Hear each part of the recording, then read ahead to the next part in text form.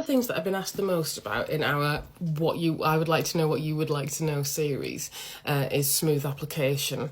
I would say the number one tip that I have for smooth application is ratio. Perfect your ratio.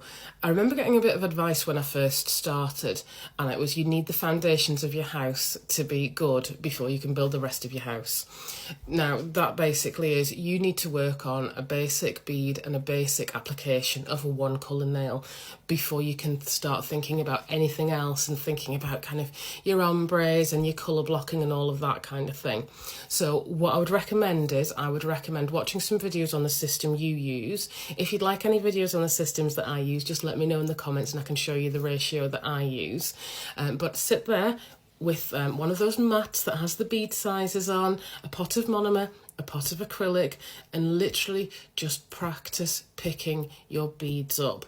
Just do that. Even if you go through a whole pot of monomer, that could be the best £10 you've ever spent.